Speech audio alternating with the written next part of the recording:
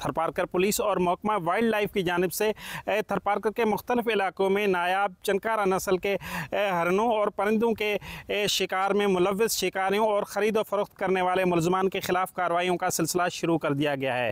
थरपारकर की तहसील डिपलो की police station के हद में पुलिस की जानिब से कार्रवाई के दौरान एक मुलजिम को गिरफ़्तार किया गया, जिससे पुलिस के मुताबिक 2 चनकारा नायाब नस्ल के हिरन और 16 तोते बरामद किए गए, जिनको मज़ीद कार्रवाई के लिए महकमा वाइल्ड लाइफ की इंतज़ामिया के हवाले किया गया। आज के इस प्रोग्राम में हम बात करेंगे SSP थरपारकर से और महकमा वाइल्ड लाइफ के डिप्टी कंजर्वेटर से कि उन्होंने इस केस में क्या कार्रवाई की है और दर्ज मुकदमे में कौन सी दफ़ात शामिल की हैं और मुलजिम को किस हद तक सज़ा मिल पाएगी। और उसी के साथ ही ये भी जानेंगे कि थरपारकर के सहरा में बड़ी तादाद में पाया जाने वाले नायाब नस्ल के हिरनों, परिंदों और मुख्तलिफ जंगली हयात के तहफ़्फ़ुज़ के लिए वो मज़ीद क्या इक़दामात उठा रहे हैं।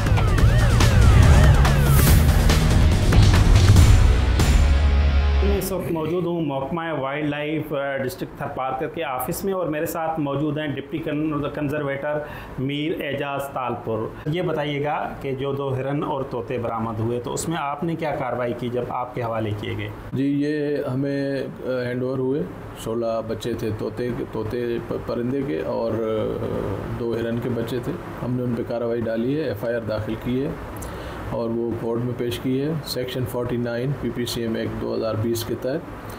तो अल्हम्दुलिल्लाह अभी उस पर कार्रवाई हो रही है। अभी हम कोशिश कर रहे हैं कि देखें कि इसके पीछे और क्या महरक़ात हैं और ये इतनी तादाद में जो परिंदे के बच्चे हैं पैरट के, तो ये कहाँ से आए हैं। तो अभी उसकी भी इन्वेस्टिगेशन हो रही है, केस कोर्ट में है, देखते हैं अल्हम्दुलिल्लाह उसको। अच्छा, ये लोग क्या लेके जाके फ़रोख्त करने जा रहे थे? इस तरह का कोई गैंग है या इसके पीछे क्या मुशाहिदे में आ रहा है या इन्वेस्टिगेशन में आ रहा है? देखिए, ये चीज़ तो बिल्कुल क्लियर है क्योंकि ये 16 बच्चे बहुत ज़्यादा हैं। अभी जो शौक़ के तौर पे लेता है 2, 3, 4 के करीब रख सकता है। इसमें 2 हिरन भी शामिल थे? 2 हिरन के बच्चे भी हैं। तो ज़ाहिर है बच्चे 2 हैं वो तो शौक़ के लिए बता ले सकता है कि भाई कहीं से उसने परचेज़ किए, लेकिन ये जो तोते हैं ये 16 हैं तो ज़ाहिर है ये तो बिज़नेस के तौर पर इसने लिए होंगे, कहीं पर बेचता होगा क्योंकि इसकी जो फ़िज़िकल या सोशल हम देख रहे हैं तो उसकी इतनी नहीं है एबिलिटी कि ये इतने सारे शौक़ के खातिर रखे और इसको पाले और इसका शौक़ पूरा करे। अच्छा, जो लोग यहाँ गैर कानूनी हिरन ले जाते हैं तो वो कैसे फ़रोख्त कर रहे हैं? क्या मकसद, कोई महंगे फ़रोख्त होते हैं इसलिए लोग इसमें कूद पड़े हैं? सर देखें, यहाँ पे तो मैंने ये देखा है कि यहाँ के लोग भाई चलो 5000 मिल गए तो उनके लिए ये काफ़ी अच्छे तादाद में रकम हो जाती है ना। तो बाकी अलबत्ता यहाँ से जब ये मूव करते हैं उमरकोट से या कहीं और से तो वो उनको बाहर कॉस्टली बेचते हैं। आपने जो मुकदमा दर्ज किया उसमें क्या दफ़ात शामिल हैं और उसमें क्या सज़ा मिल सकती है उन मुलज़मान को?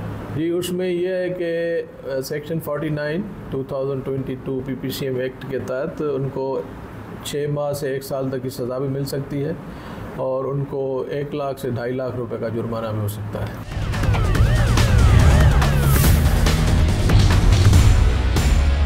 थरपारकर में नायाब नस्ल के हिरनों और परिंदों के शिकार में मुलव्वस शिकारियों के ख़िलाफ़ थरपारकर पुलिस की जानिब से कार्रवाइयाँ अमल में लाई जा रही हैं। मैं मौजूद हूँ SSP ऑफ़िस में और मेरे साथ मौजूद हैं SSP थरपारकर आदिल मेमन। अस्सलाम वालेकुम। वालेकुम बजीर साहब। अच्छा, ये बताइएगा कि पुलिस की जानिब से जो हिरनों के शिकार में मुलव्वस मुलज़मान के ख़िलाफ़ कार्रवाई लाएगी वो उसमें क्या बरामद हुआ और किस तरह से ये कार्रवाई की गई?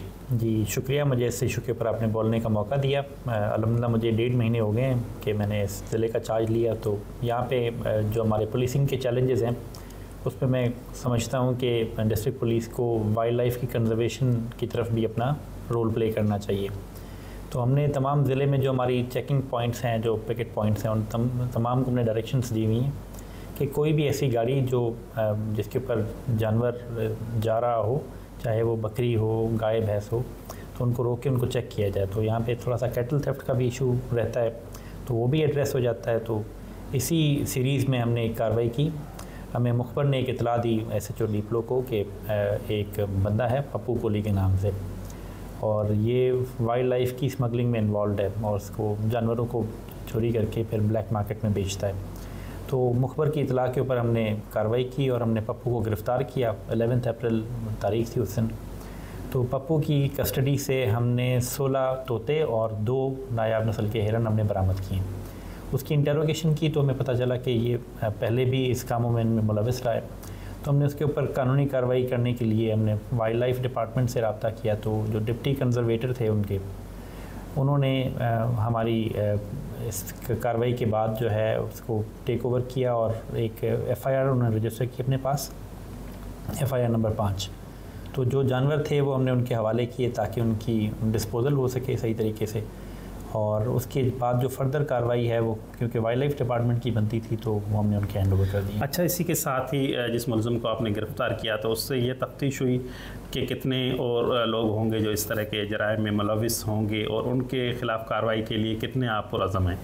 इसमें अब क्योंकि प्राइमरीली ये जो फंक्शन है ये वाइल्ड लाइफ डिपार्टमेंट का है और हम सिर्फ सपोर्टिव रोल में रह सकते हैं, बाकी उसकी अपनी हद तक जो हमने उसने हमें इंफॉर्मेशन दी उससे हमने मुकम्मल जो इंटरोगेशन रिपोर्ट थी हमने वाइल्ड लाइफ डिपार्टमेंट के साथ शेयर की। बर्मिंघम के 9 ब्रिटिश पाकिस्तानीज़ को हेरोइन और कोकेन की सप्लाई और प्रोडक्शन के इल्ज़ाम में तकरीबन 100 साल की सज़ा सुनाई गई है। उसके अलावा उनके ऊपर मुख्तलिफ दीगर जो जुर्माने हैं वो भी आयद किए गए हैं। तफसीलात के मुताबिक बर्मिंघम के जो 9 ब्रिटिश पाकिस्तानीज़ का एक ऐसा गैंग था जो कि वहाँ का स्पार्क हिल का एरिया जो बड़ा heavily populated Pakistani area consider किया जाता है बरतानिया के दूसरे बड़े शहर बर्मिंघम में, उस एरिया से उनका ताल्लुक़ था। और उनके ऊपर जो आज से तकरीबन 4 साल कबल उनके ऊपर उस वक्त तहकीकात का आगाज़ हुआ था जब वहाँ पर एक घर में लड़ाई हुई, और लड़ाई की जब जो मुख्तलिफ नेबर्स हैं उन्होंने पुलिस को इतला दी और पुलिस वहाँ पर पहुँची तो एक शख्स को उन्होंने जिसका नाम इसहाक था उसको ज़ख्मी हालत में पाया। लेकिन उसके साथ साथ पुलिस ने यह भी देखा कि उस जगह पर एक्चुअली एक जो आबादी के एक एरिया में मेन स्ट्रीट के बिल्कुल साथ एक पूरी जो ड्रग्स की एक फैक्ट्री है जो उस घर में कायम है, उसमें जो हेरोइन और कोकेन की जो प्रोडक्शन के हवाले से उनको तकरीबन 10 किलो के नज़दीक उनको जो सिर्फ कोकेन मिली, उसके अलावा हेरोइन और जो दीगर जो ड्रग्स हैं जिसमें चरस और जो हशीश वगैरह शामिल हैं वो न सिर्फ वहाँ पर उनको पुलिस ने वहाँ से बरामद की बल्कि जो वहाँ पर जो दीगर एविडेंस था अब वो उन्होंने पुलिस के उसकी तहकीकात की तो पता ये चला पुलिस को कि वो जो गैंग था 9 ब्रिटिश पाकिस्तानीज़ का वो पूरे बर्मिंघम के एरिया में एक पूरा ड्रग सप्लाई और प्रोडक्शन का एक नेटवर्क का जो चला रहा था। उसमें उन्होंने बाकायदा तौर पर व्हाट्सएप ग्रुप्स और दीगर जो इंडिविजुअल जो ग्रुप्स बना रखे थे और तकरीबन 9 ऐसे डेडिकेटेड फ़ोन नंबर्स थे जिन पर ड्रग्स लेने के लिए लोग जो ड्रग एडिक्ट्स हैं वो उनको फ़ोन करते थे, जिसमें पार्टी ड्रग्स भी शामिल थी और जो दीगर जो सीरियस नेचर की इलीगल सब्सटेंस और ड्रग्स थी वो भी वो सप्लाई करते थे। पुलिस ने जब जो ज़ख्मी हालत में इसहाक को उन्होंने पकड़ा और तहकीकात की तो पता चला कि इसहाक पर जिस गैंग ने हमला किया था वो डेट रिकवरी के लिए आया था, जिस गैंग को